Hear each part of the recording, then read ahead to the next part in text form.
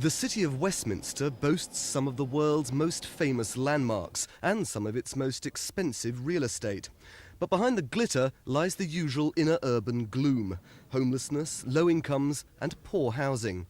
As elsewhere, a big burden falls on the volunteers. At this centre can be found English lessons and advice on anything for everyone.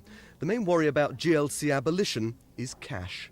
The GLC funds voluntary organisations both locally and London-wide to the tune of somewhere around 40 or 50 million. And the alternative provision the government have made for this is totally, utterly and completely inadequate, and we simply have no idea where the money's going to come from.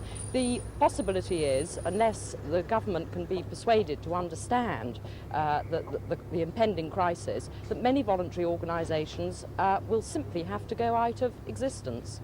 Even wealthy pro-abolition Westminster admit that the government's alternative funding plans will hit voluntary services hard. The growth in the GLC expenditure in this particular area has zoomed up from something like, from memory, £8 million 4 years ago to something approaching £50 million at the present time.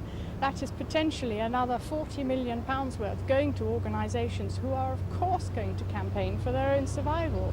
It's not only their concerns which is at stake, it's also their jobs. Doesn't that worry you? It depends on whether I think the individual organisations are worthwhile. It also depends on whether I think they are so worthwhile that the ratepayer should fund them. So it seems clear that many people currently prepared to give up their free time for nothing will soon find that their free time is worth nothing at all. Paul Arsman in Westminster for Thames News.